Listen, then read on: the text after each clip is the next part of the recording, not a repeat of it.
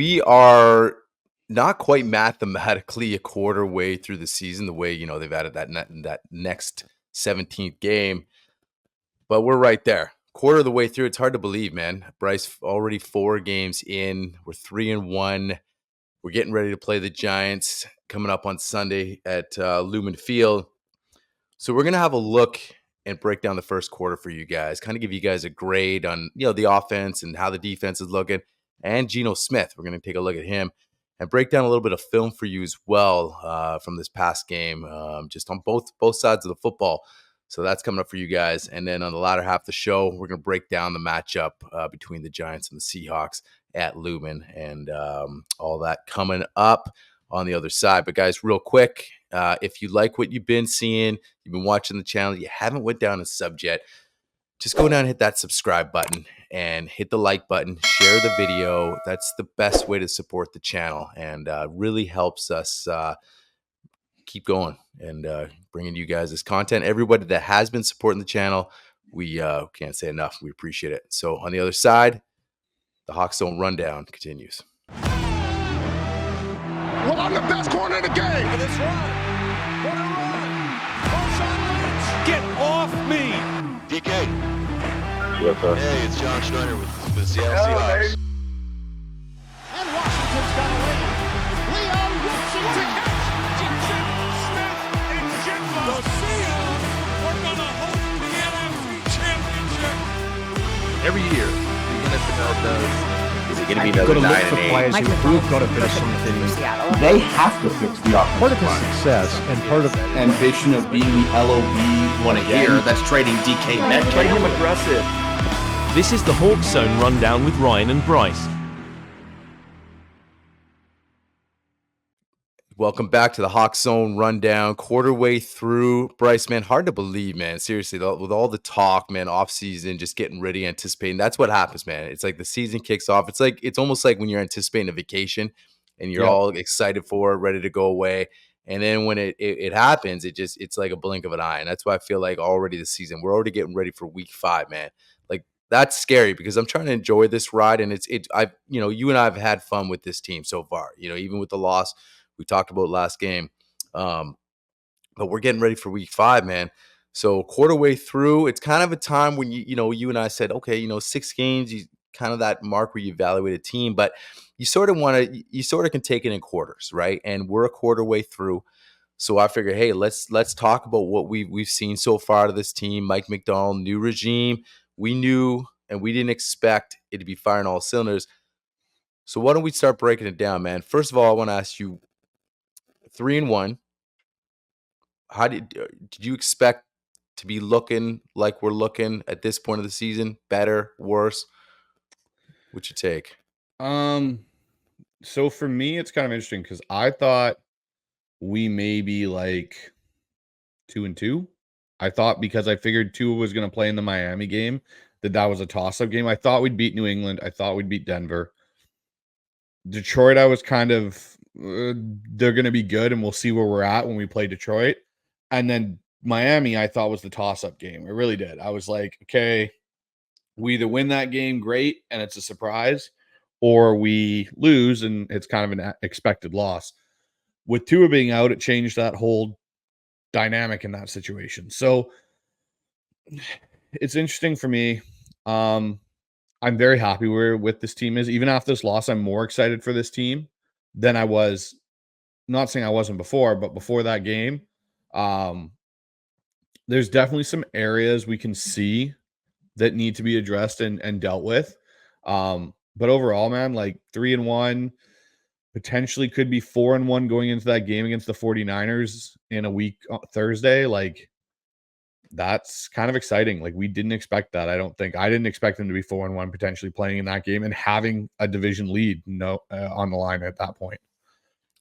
Yeah, I agree with you. I think we look better than I thought on offense. Like, I thought it would take a little more time. Plus, you weren't sure how Ryan Grubb was going to adapt to the NFL. Now, we both love the hire, and he just seems to be adapting quite nicely. And it's with many issues in the O-line. You look at the statistics, right? You look at passing yards per game. Like, they're first. Like, they're right up there. And that with an O-line that still needs a lot of work. Obviously we've been without our best lineman, yet to be known when he's coming back, Abe Lucas, right? So right there, that puts you behind the eight ball as a collective group. You're waiting for your guy. Then George Fant goes down as your backup, and you signed him because of the Abe Lucas issues. He goes down.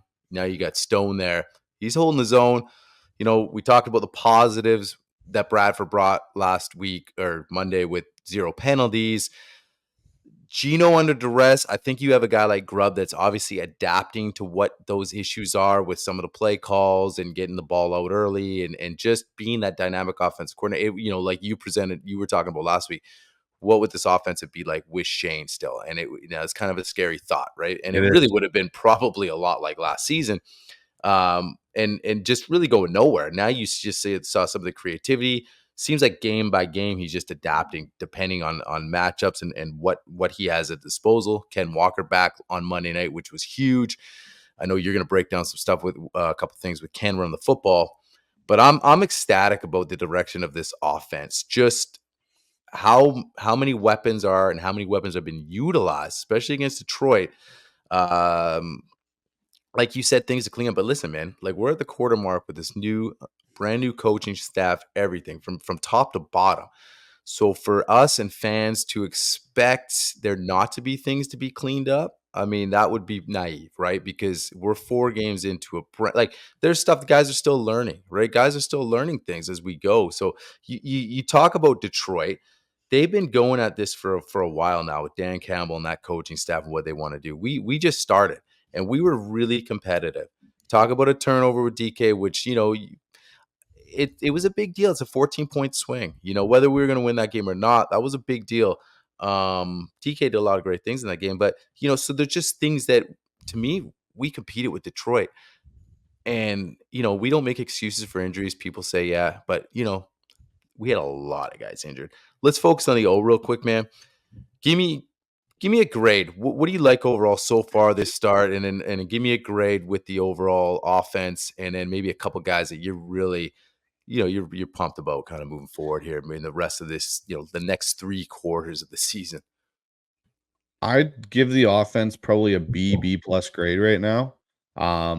We kind of seen last game more of a explosive, be able to push the ball kind of an offense. Up until that point, we had seen the lulls and inconsistencies, and I still think they're there. So for me, I'd probably say a B plus, which at this point in the season is pretty good because I would say last year our entire offense never really got up to that point where we were a consistent B plus team. On the offensive side of the ball, we kind of flirted with being C plus to B. And the thing that I would say that's got me the most excited is the usage of Jackson Smith and Jigba and DK Metcalf. And, now they're getting, AJ Barner involved in the passing game, which I really wanted to see start to happen for him. So, there's definitely some positives that way. One guy immediately that stands out to me on offense is Gino. Like, the dude leads the league in passing yards. He's a top 7 quarterback. I'm done with this conversation. Like, I was listening to Mike Salkin, Brock Heward's show today, and they had Daniel Jeremiah on, and he basically made a comment. He's like, do you think Carolina wouldn't want to come after Gino for $50 million a year, considering their quarterback situation? Like, Gino, if he keeps playing like this, Seattle's going to have to turn around and pay the money for him because that's what he's playing like as a franchise quarterback. That's what he's actually playing like, is being a franchise quarterback for you. Like, he just proved you can play a shootout game with Geno Smith, and he's not going to commit a bunch of turnovers, and he's not going to put you in situations where you're in trouble. So Geno's definitely been one of my higher graded players. Charles Cross, like, he's finally looking like that bona fide left franchise tackle. DK, another guy that's been standing out, and everyone wanted him gone. I'm pretty sure that's finally put to rest. And if there's people that are still out there saying that, you really need to look deep and down and make sure you're actually looking at the right thing. And then there's some concerns to make it that B plus B, one being the offensive line. Anthony Bradford, I know it's low hanging fruit to continually bring this up, but like, the big thing out of this game was he committed 0 penalties. Right. Come on. Like, that's what we're talking about here, is that the guy didn't commit a penalty, so that's a good day. Like, he still was getting beat. Christian Haynes, when he was in the game, had considerable better moments than Anthony Bradford did.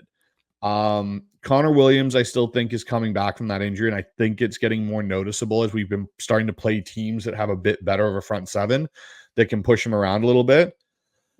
Stone Forsythe as a third string tackle hasn't been horrible, but he hasn't been great. So that's for me where I look and I give this team a B plus. The play calling, Grubb's been really creative in getting guys down the field. The passing game's definitely way more open.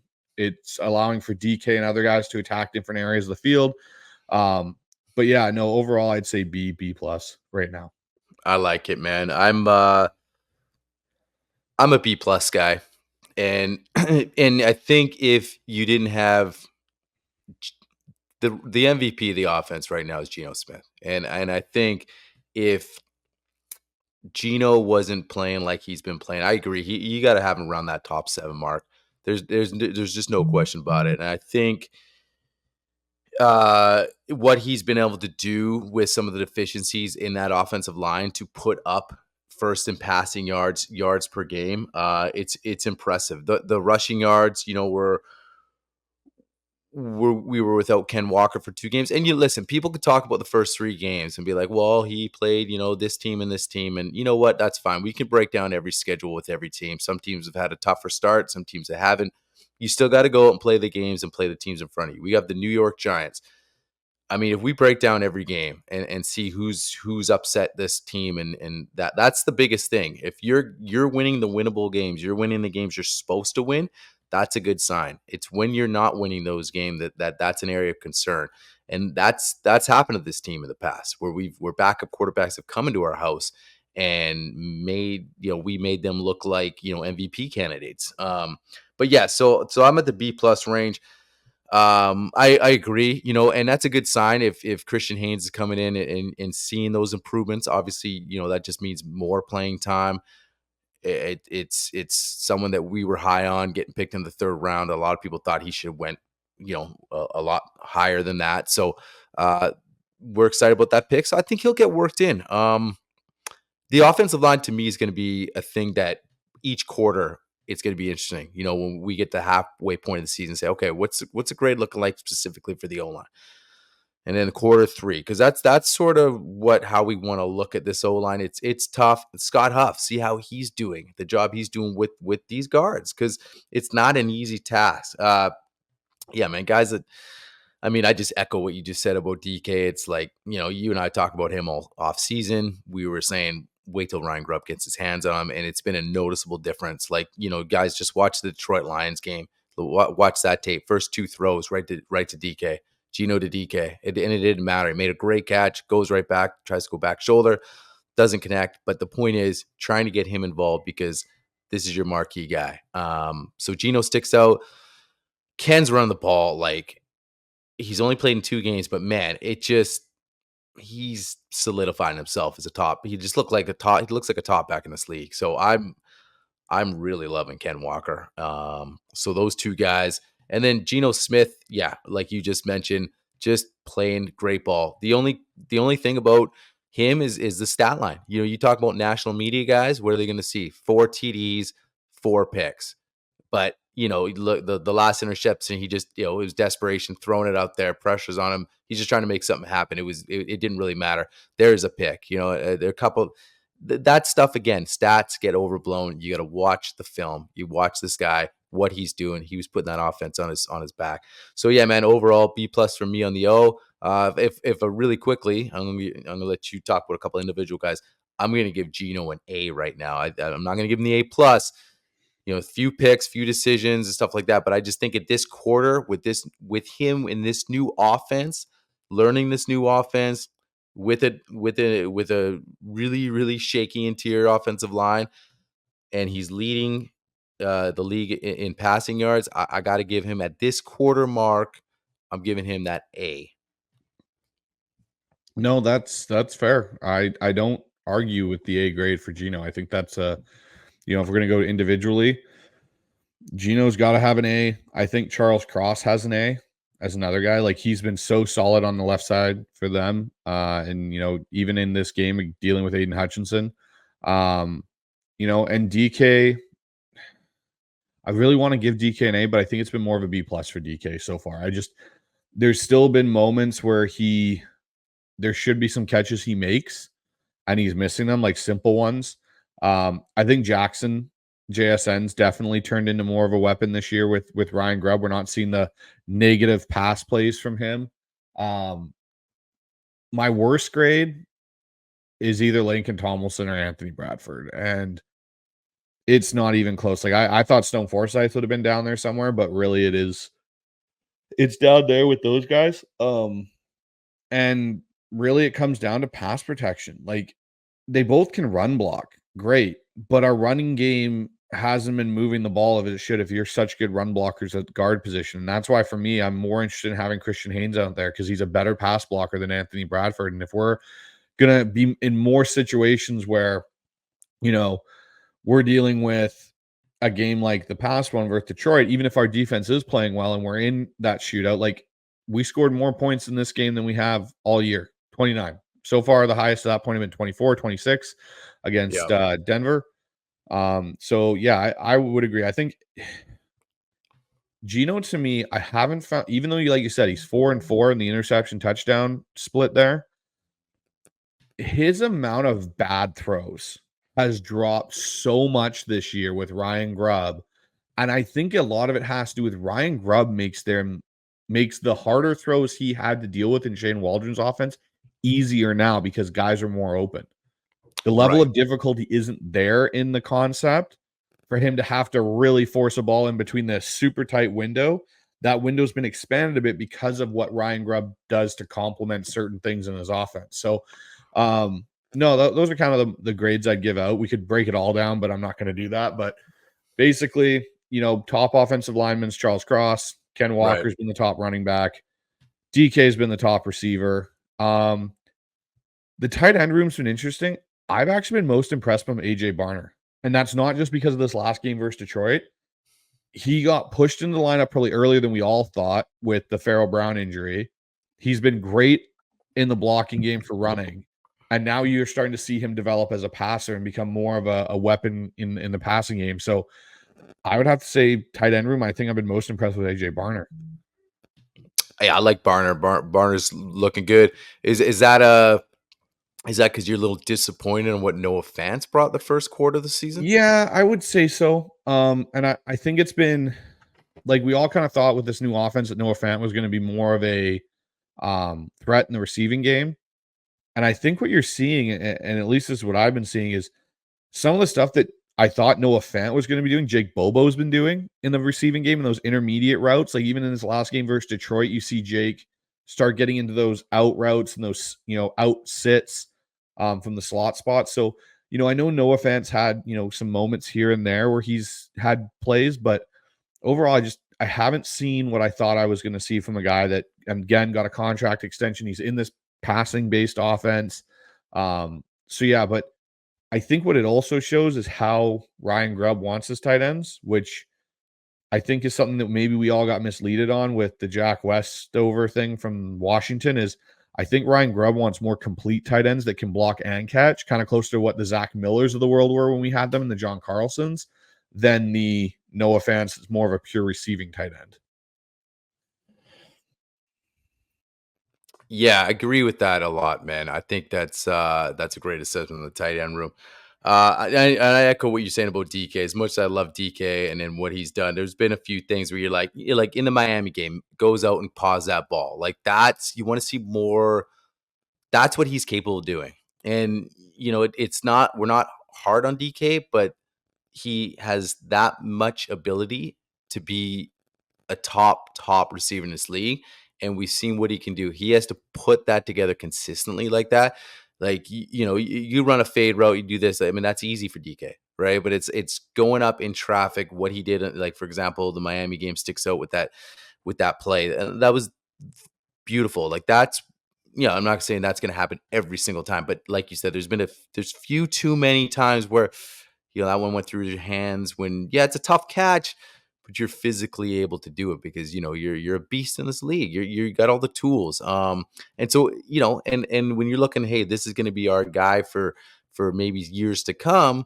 You want to see that, and that doesn't mean if he doesn't do it, he's gonna be out the door. No, they want him in this building, but it's like, hey man, like you can make these on a consistent basis, and once you do that, like to your point, then you're gonna see that A plus grade because he can do everything else. So yeah, that's what I want to see out of him. So yeah, that's pretty much the offense as a whole. Do you want to break anything down? I know you got a little film there. You want to break a couple things down offensively before we move on to the defense? No, let's go into the defense. What Okay, we'll do is yeah. we'll do a separate segment for that play Sure. Okay. breakdown there. Let's do that. Okay. So man, let's slide over to the D. Um, Give me an overall grade, man. Break down. What have you liked so far? They came out guns ablaze in the first game in at Lumen against Denver. The tackling just looked like a clinic, right? It was like, whoa, here's Mike McDonald on the scene. Then we've seen a little bit of missed tackling and a little bit of Detroit, obviously with the injuries galore, and Julian Love is your quarterback on that defense. I mean, you did see a bit of missed tackling. Mike, you could tell he was a little pissed off in the press conference. Yeah. They're going back to the drawing board here. But so I mean, that's 4 games and that's a quarter. So you're gonna have to look at it as a whole. There's some things to like, but what's your grade at this point, man? So when I was in high school, we didn't get Fs. We got things called incompletes. I'm going to give the defense an incomplete grade, and that's not a bad thing. But kind of what you just pointed out, we've seen moments of just phenomenal defense, and then we've seen areas that we can definitely see there's massive improvements needed. And that's part of this learning process. And that's why I'm saying right now at the quarter mark, it's an incomplete view of this defense. We aren't talking about every single game they've been horrible or every single grade they've lit it up and completely dominated. So that's why for me, I'm giving the defense an incomplete grade. There's more to be had there. And we've seen, like you said, Julian Love, and we've seen when they're all together and they're all communicating and they're all dialed in, just how good this defense can be. And then when we can see where there's still them learning Mike McDonald's scheme, the communication factors and all that, and where these holes start showing up. So, yeah, and that's kind of where I'm going to go with it. I think it's an incomplete grade currently, and I think come the second quarter of this, playing the Giants, the Niners, the Bills, the Rams, and so on, I think we're going to get more of a concrete view of where this defense is truly at. Because part of this incomplete grade is the fact of the quarterbacks they've had to play. Bo Nix, Jacoby Brissett, Skylar Thompson, and the plethora of Dolphins quarterbacks in game 3. They kind of made them all look exactly how they should look in some respects. Like, yes, Jacoby Brissett had some numbers, but really it was one player in Jacoby Brissett that were putting up those numbers.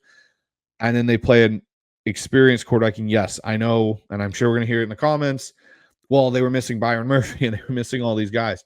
Yeah, they were, but you could still see there being some issues in communication, especially when Julian Love went down. They had more issues, and they played a higher tier quarterback.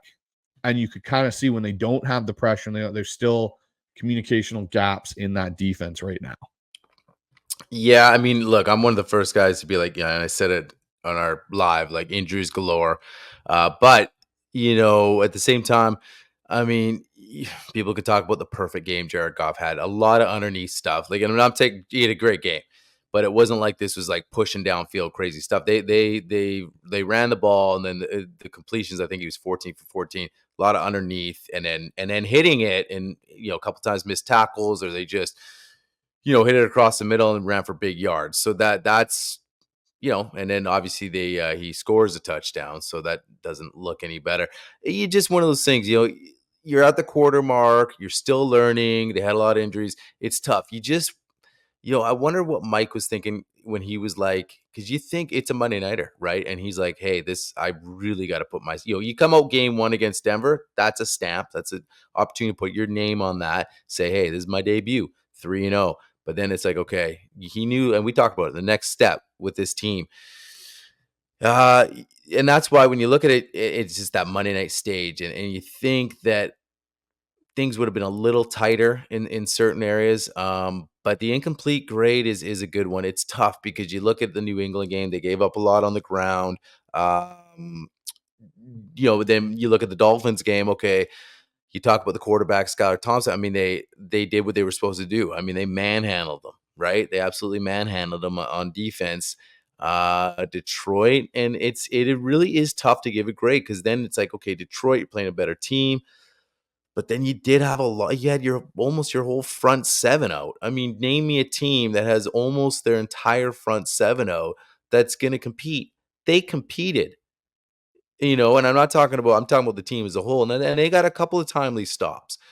So, and I'm not saying like they played great. That's not where I'm going. But you're missing, they're missing a lot of dudes.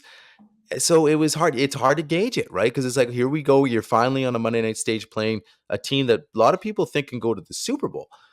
So that just would have been one where like, can we have a do over? Like Yeah. maybe just one of the guys out, and not because we're making excuses, because we just want to see where we're at. And Detroit, because really it's equivalent to like if Aiden Hutchinson was out of the lineup.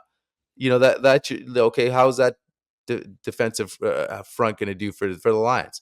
Because they didn't give up a sack, but he got a lot of pressure. He's one of the top dudes in the league. We got a couple of top dogs on our line. So that's one of those do-overs, just so you can be like, how are we doing?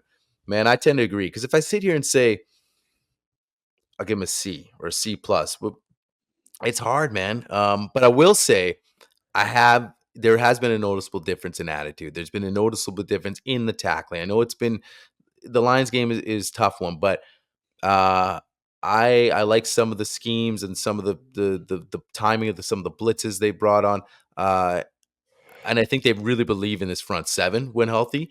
So yeah, I think let's push this further to the halfway mark. Hopefully by then too, we're gonna have guys like Channa back in the lineup, and we're gonna be even healthier there in that front. And then just as a whole, because by that time you're at week 8, you've played 8 games or 8 or 9 games, depending when we want to kind of break that down with the 17 now. And then we can really kind of give a full assessment. Because you and I talked about, man, you almost got to wait for that 6-game mark to even see what this team's about. Because even now, we're not sure what this team's about. We know we can say this team is going to be competitive week in and week out. I really truly believe that, and I really feel like this team, more times than not, will win the games they should win, because I just feel like they're going to compete, they're going to play. These guys have really feel like they have a real game plan week in, week out. No, I totally agree, dude. And honestly, like, this is why for me, like, I was thinking about it when, we talked about how we were going to do the show and do our quarter season review. What is this defense? And that was the one thing I kept coming back to, is like, I can't give them a bona fide grade because I haven't seen enough consistency from all 4 games to truly mark them out as a C defense. Or like, if we're talking about last year's team, I have no problem saying, hey, they're a C minus defense right now. Yeah. Oh, for like, sure. No problem. I knew what they were doing the entire time. They were the same defense all first 4 games. Now it's a little bit harder because you're seeing, and the thing that got highlighted for me in this last game versus Detroit was you can see where there's areas on this team, because the roster carried over so much from Pete, where Pete and Mike McDonald are very different in their defensive schemes. And it will be shown in the clip I have for the defensive breakdown. Is the one thing Mike said so much in training camp was, I want guys that are universal and versatile, that I can move up and down that front 7. Right. When we were missing Leonard, when we were missing Byron and Boye and not Derek Hall, sorry, and Chenna, you can now see that when we got into our depth, you have a lot of guys that are more similar in a lot of ways and didn't give you that flexibility and that versatility. And you have older guys like Jaron Reed and Jonathan Hankins aren't guys that can play the snap load they had to play in the Detroit game. Right. You need that rotation, and that's where you start to see, like, okay, in the draft next year, I think they're going to go after some more D linemen to get more rotation in there for this defensive scheme that Mike McDonald wants to run. Yeah, no, agree. So real quick, give me one or two guys that you're really fired up about and really kind of impressing you on an individual basis than on this defense. Okay, well, I'm gonna, cash in my receipt now that I've been saying all off season. Derek Hall is a monster. Yeah, I And gotta love I've him. been saying it. So many people were ready to give up on this kid after last year being in Pete Carroll's scheme, that he was a bust and he wasn't any good. And I remember talk shows in Seattle saying the same thing. And I kept saying, and you and me came on here before the draft saying, hey, we still have Derek Hall as an edge rusher. Let's see what Mike McDonald can do with Derek Hall's skill set. Now you're seeing what Derek Hall really is. The dude is a phenomenal edge setter as a run stopper. And the dude's got speed and power. And like that sack he had on Goff, he literally grabbed the back of him and just pulled him. He's just like, come here.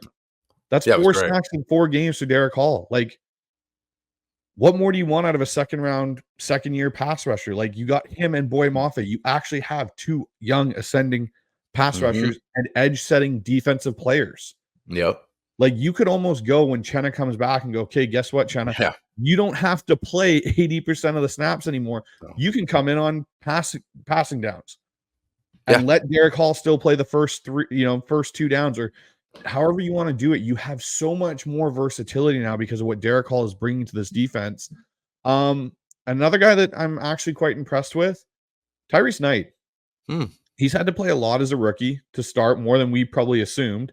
And he hasn't looked crazily out of place. Yes, he still makes mistakes, but they're not so devastating that you're like, oh God, get him off the field. Like, he's horrible.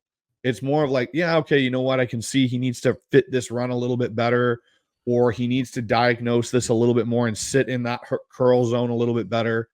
So those are the 2 guys for me. Like, I could go like Cat or Byron Murphy or guys like that. And then obviously the other one I'm impressed with is Julian Love. Like, you're getting your money's worth out of Julian Love. So that would probably be the guys that I've been most impressed with. Oh, and sorry, one more.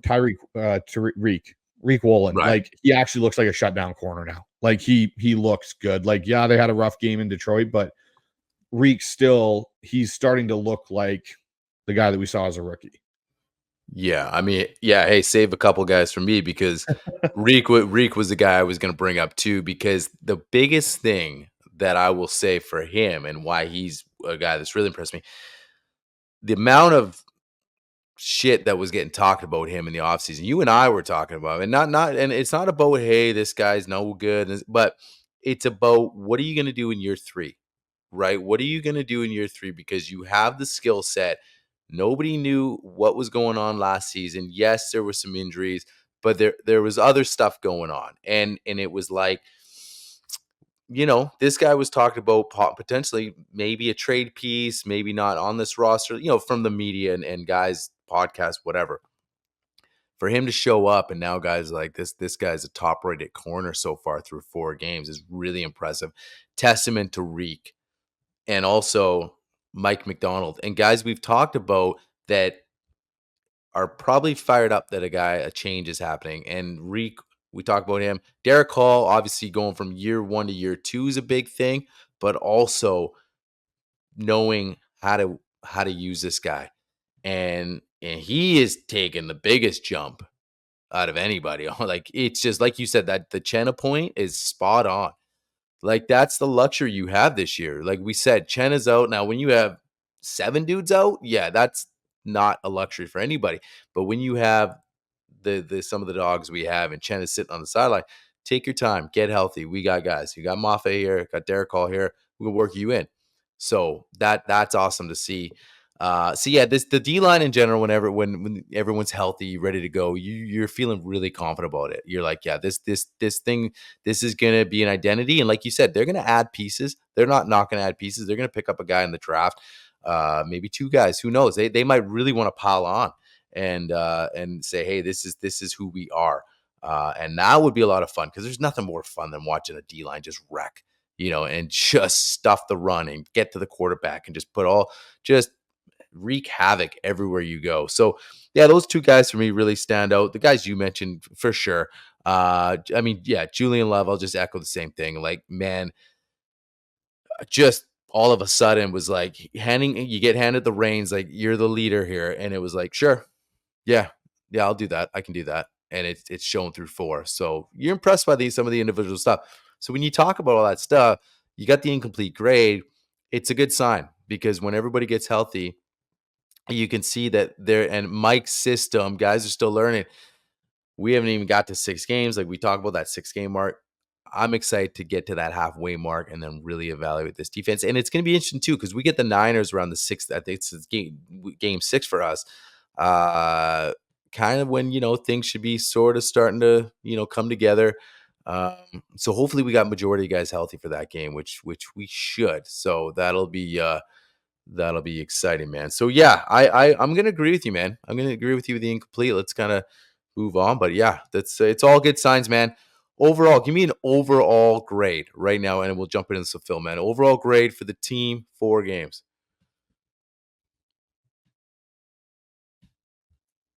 Overall grade.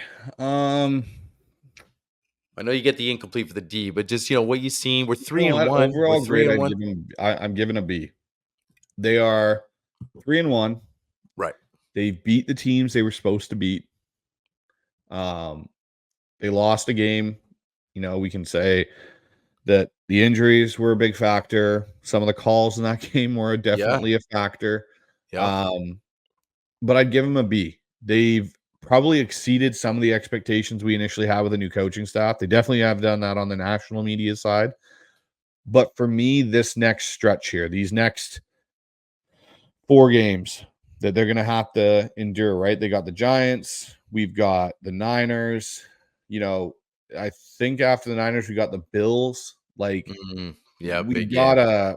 a stretch here that's coming where it's like, okay, like we got to be, because it's Giants, Niners, Falcons, Bills. That's a decent stretch of 4 games there. Like, what are we going to look like after that stretch? Like, I'm looking at it now. I could see us being, well, I hope we figure we win this weekend. That's my, prediction. I'm pretty sure that that's most people's with the Giants and how bad they are. So we go into that Niners game 4-1. I think we can pull that out. So 5-1. If we're 6-2, I think that's a really good start to this season. That puts us in a really good spot for that back half of this season, which is not an easy gauntlet looking at how the teams that are there are playing now. Like, you've got, after our week 10 bye, you've got the Niners, the Cardinals twice, the Jets, the Packers, the Vikings, who apparently have found an insane quarterback there in Sam Darnold, the Bears and the Rams. Like, that's not an easy gauntlet on that backside of that bye. So it's going to be really interesting. But I think if you can get into that bye at 7-3, 6-2, or sorry, not 6-2, 7-3, or 8-2, even 6-4 isn't that bad to go into that situation. But these next 4 games are going to be really crucial to see how that, and 3 of them are at home. You've got to win. You've got to have that home field. Considering the back half of our schedule, out of those last, 1, 2, 3, 4, 8 games, we've got 5 of them on the road. And a lot of two back-to-back road trips. Like, we got to make sure we win these games at home early on that we can. Yeah, no doubt about it. Man, let's get into some film.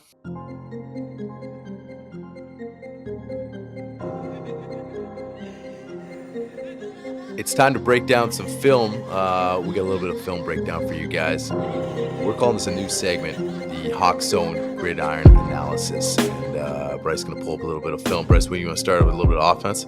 Yeah, we'll start with a little bit of offense. Just a couple things I want to pull from this game. There wasn't much from the defense that I really wanted to go into because we all kind of saw the glaring issues. But I'm going to share my screen here with everybody, and they can get a look here at what kind of the Seahawks are doing, with their offense. So in this set, this is the very first offensive play of the game. And this is kind of the stuff with Ryan Grubb that I kind of like seeing. Like, we're in a 4-receiver set here. You've got, Noah Fant there in the slot. You got DK on a shorter split because they're into the short side of the boundary side of the field. You've got, your running back here. We've got JSN. We got Tyler Lockett outside, which is one thing I found very interesting. JSN's been playing a lot more in the slot than Tyler has, where we figured beginning of this year that Tyler was going to be more of that slot guy. So we're just going to play this through here. This is the first play. This is DK's catch. So I'm going to pause it right here. This is Aiden Hutchinson versus Charles Cross. And this was probably one of the better pockets Geno saw all game, considering he was having, I think it was 2.3 or 2.4 seconds to throw a pass. So you got Ken Walker's in his check release stage. You got Tyler and JSN here running a hook. He looks like JSN. I think he's running an inside seam or bender route. You've got Noah Fant coming on an in-breaker. And basically what you're looking at here is basically cover 2 high, essentially cover 4. But this is what I like here. You got DK, who's now got this DB's hips flipped, and he throws, and Geno throws an amazing back shoulder ball, like completely elite, and the catch was elite too. We finished this play through. Like, he puts it the only place DK's making that catch. And I know you and me were texting about it.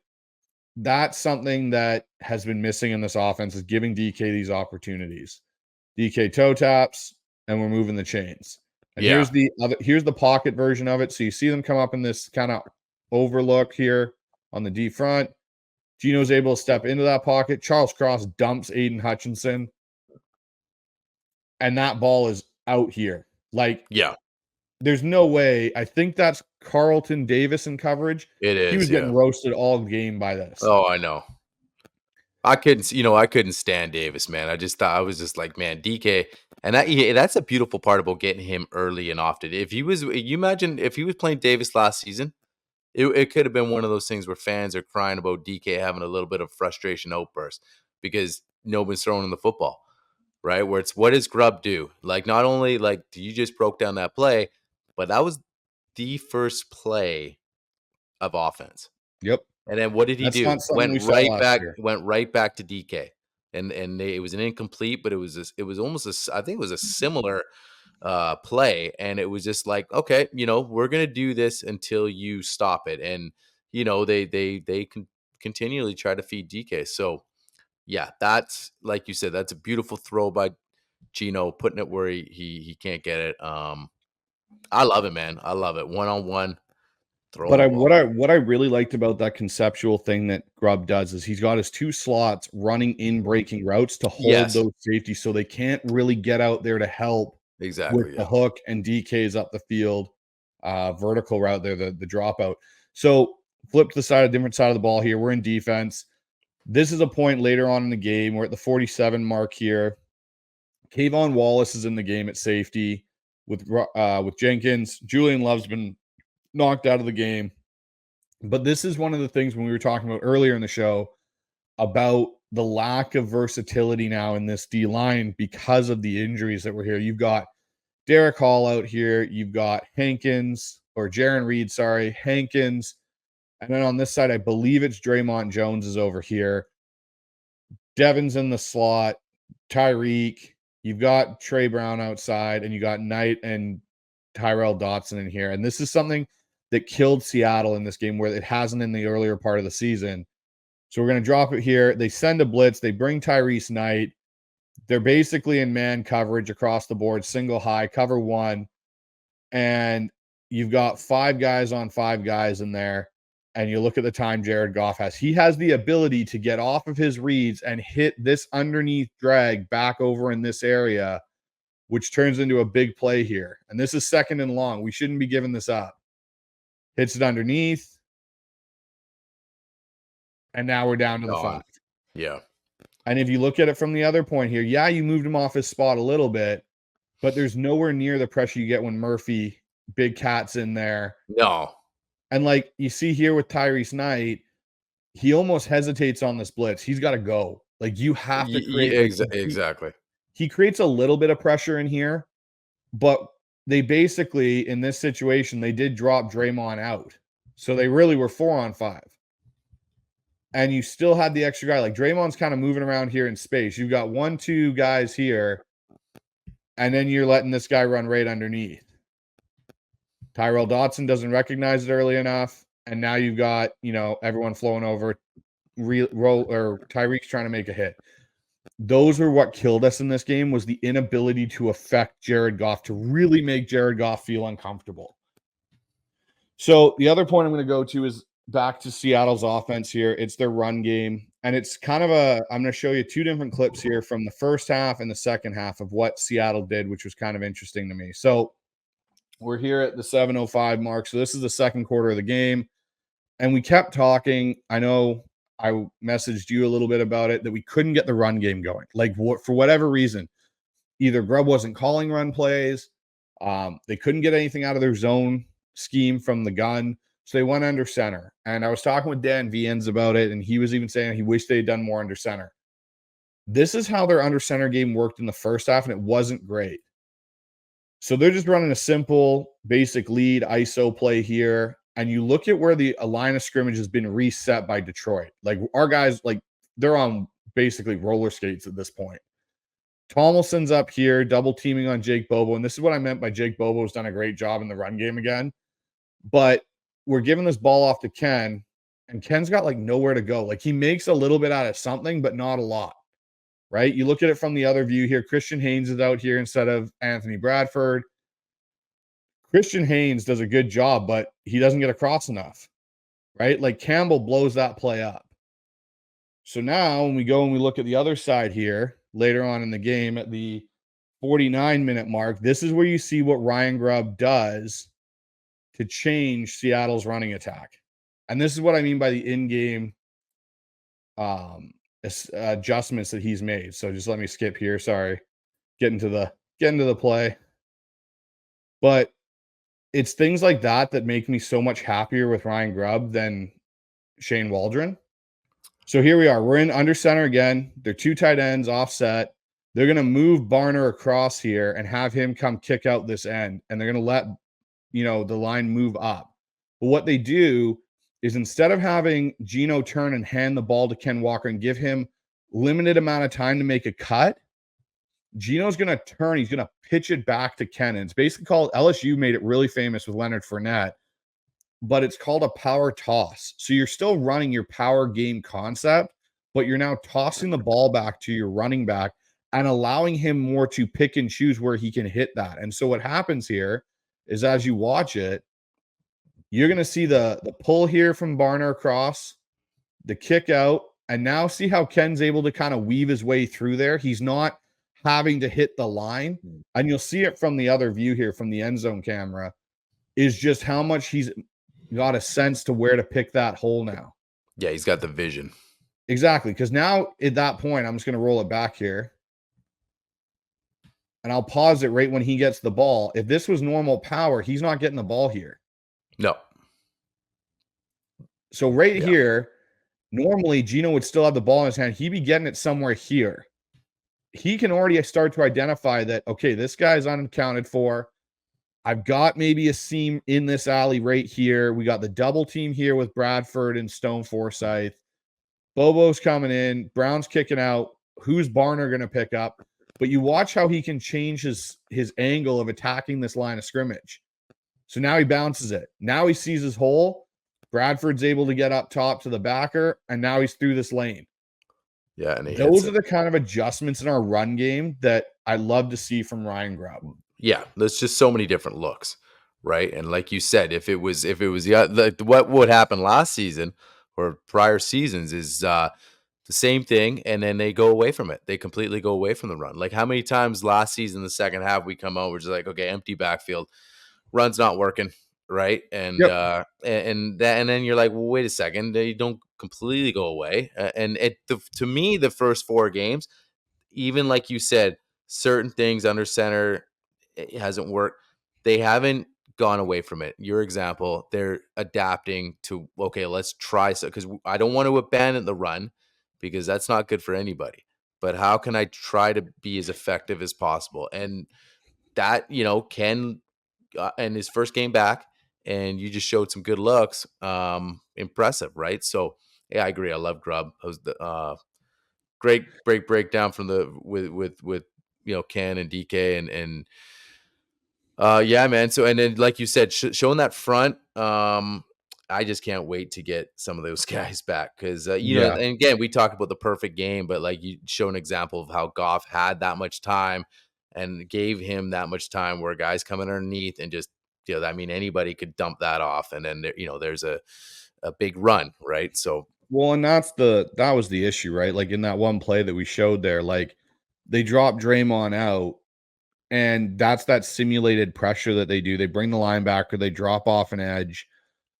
But the thing is, it's not the same impactful thing. You got a rookie blitzing in Tyrese Knight who doesn't have the size to blow up that back. Like Montgomery is not a small back. He's not going to just get knocked around. Like that's where Jerome Baker or a Dodson might have a little bit more because they're a little bit more savvy in that regard and how to set up that running back for that blitz. But that was one other thing too in this game. And again, I think it has to come down to the fact that they didn't have the, like you said, the horses or that for the D line with, guys out. Mike McDonald had to blitz a lot more than he normally does because of the fact they had to try and find a way to manufacture pressure, because in that situation right there, which when we've done that with Byron Murphy, Leonard Williams on the field and, Boy Mafe, we get there. We get that pressure. We can do that drop. And nothing against Draymond Jones. He's nowhere near the athlete that a Boy Mafe is in space or a Chenna. And so I think that, again, was another thing where Goff, as soon as he saw Draymond jump off there and drop into that zone, okay, I know I've got that under coming. Let me just use that and get him kind of in that situation, and we'll take advantage of that. So, yeah, that was our film breakdown for this week. Love it, man. Gridiron analysis on the Hawk Zone. We're going to take another quick break because I want to get, this is a separate segment, the Hawk Zone Gridiron analysis. Other side, we're going to do a quick preview for you guys. Lumen Field this Sunday, Giants, Hawks. Welcome back once again, Hawk Zone Rundown. Guys, 3-1. We just gave you guys our grades overall. But we got to focus and take care of business coming up this Sunday at Lumen. We're back home, 3-1, facing New York's Giants team. As a team, this is a game that we expect to win. And you talk about the overall grade of the team. Looks like it. We're taking care of the games so far. The games we were supposed to win so far, we won, and that's a good sign. That's a good sign of a good team. Here's another game. Giants are coming in. Another game we should win. What's your take? It'll give me a little preview of the Giants and what we need to do to get another win here and move 4-1. So with the Giants, the one thing I look at in regards to this team is their defense. So their defense in general is not that great. And one thing that I think they can take a massive advantage of this week potentially is their running attack. The Giants don't rank very high in the run game. I think Seattle really could take advantage of running the ball on the Giants this week, and which will inevitably, I think, set up the pass. The Giants do have a semi-decent secondary, nothing crazy. But if Seattle can actually run the ball, run it effectively between Charbonnet and Ken Walker, I think there's a good chance Seattle can control the tempo of this game. Now, flipping that over, there's nothing on that freaking Giants offense that scares me. Like, they kind of remind me of the Patriots in a lot of ways. They've got, Daniel Jones, who I think is overpaid. Singletary's apparently got a groin issue. He's not going to be potentially playing in the game. And there's no one in that receiving core that makes me go, oh, God, we can't cover that guy, or that guy's going to demand double coverage. If Seattle gets some of the guys back, which it sounds like from Mike McDonald's press conference today that Williams was going through the walkthrough, Chenna was going through the walkthrough, so was Boye, Murphy wasn't. I think they're holding Murphy out another week for that Niners game, which I think is a smart play. You get those three dudes back, and Julian apparently is okay. Seattle's in a pretty good situation, I think, to dominate this game. Yeah, I agree with you, man. And you talk about running the ball. Yeah, and that's what you love, right? You're coming in and it's just going to be a different attack every week, right? Based on personnel. Like last on Monday, we saw a lot more passing because you know what? Where Detroit's weakest part of their defense was their DBs, right? And we saw it on display. Their one rookie DB there can't keep his hands off guys and just basically can call a penalty on that guy every single play. So we went after him in the passing game, really attacked. But I agree, if we can get that run established, then boom, it opens up play action, and then pick your poison with guys that we already broke down with the offensive receiving weapons that we have that can just do damage. And then give me a key to the game. Then give me a key that we got to do just to blow these guys out of the water and just make this a statement game? I think for Seattle to make this truly a statement game and a win is you've got to be able to dominate it for all 4 quarters. And that doesn't mean our offense falls off in the middle of the game again, where we've had that in the past few where, we go quarter 1, we're really good. Quarter 2, quarter 3, we kind of fall asleep. Quarter 4, we wake back up again. You look at the team metrics here on PFF. The Giants power rank overall is 28, Seattle's 14. Our defense is ranked 4, theirs is ranked 17th. Like we, as an offense, we're ranked 5, they're ranked 25th on offense. We should win this football game based on the fact of everything was in metrics, we should dominate. If Seattle comes out and plays the way that they haven't and put a complete game together with the guys coming back, I think Seattle should win this game comfortably. Very much closer to maybe not the Dolphins who got 3 points, but like a 24-10 game than what we've played against Denver and New England, where it was like 1 possession towards the end of that game or into overtime. Like we're averaging, 5 snaps more on offense a game than them. That, I've always been someone that's believed in there are 4 or 5 plays in a football game that determine the outcome. If you get 3 or more of those plays in your favor, there's a good chance you're going to win that football game. Right. If Seattle can do that, I think Seattle won't have a problem with the Giants. Yeah, I like that. So again, give me an official score prediction. You got them I think Seattle wins 27-13. 27-13. Okay, nice. I got them. I'm close, man. I got them winning 31-15. So kind of the same thing on I think you get a couple of those guys back on the front. I have no problem holding Murphy out. Like, get these guys right. I don't want to let's rush guys back, especially for the Giants game. NFL game's an NFL football game, and you want to stack the wins when you can, but also not to the expense of a guy not fully healthy, ready to go. So yeah, Byron, if they want to hold him out one more week, getting ready to go for that Niners game, I'm cool. I think you just add a couple of dogs in there, you're going to be okay. It was just the amount of guys that were out on Monday that was a huge thing. So we get a couple of those guys back, it's going to make a huge difference, because if we can just, again, we talked about the 12s. We talked about the 12s being loud, and you get some of those guys back wreaking havoc for Daniel Jones. It could be a long afternoon for him. So that's a key to that's my key to the game, is just getting after him early. And, then maybe they get in range a few times, kick some field goals. But I got the Hawks, coming out with a game plan, taking care of business. If that offense, like I said, if they're 70% capacity that they play against the Lions and they bring that against the Giants, then I'm feeling pretty good with the amount of points we can put up. I think Ken's going to come out. I think he's going to run the football again well. And Gino I think he's locked in, man. I really do. I think that confidence right now with him, if you'd ask him, is sky high. A lot of guys are pro athletes, and you got to have a certain level of confidence, but there's different stages of how you're feeling. And I think he's just locked in. He believes, and I think he's ready to just almost take this offense to the next level. And I think if you can see another big game out of him, it's just going to set it up nicely and feeling good for that Niners game that we got to turn around quickly, because it's a Thursday nighter, but it's at home. I'm not jumping ahead. We got to take care of the Giants, but all I'm saying is Gino's locked in. I like a lot of things. Like you said, we liked a lot of things from the Lions game. So I got him 31-15.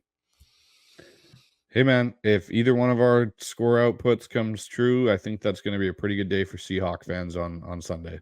Yeah, it's going to be exciting. I can't wait. I think everyone's fired up to 12s. It's going to be loud. It's going to be, you and I talked about, it's just going to get louder and louder there, especially the way that the team is and just the excitement in this year so far. So, guys, that's a breakdown of the Giants preview game. Guys, get through some grades. We're already at the quarter mark.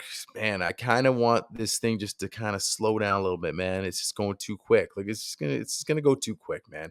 But the other thing is that the exciting part about it is that it's a work in progress. Like we are set. This year is, if we win every game, sweet, or the rest of the games, but it's 25, 26.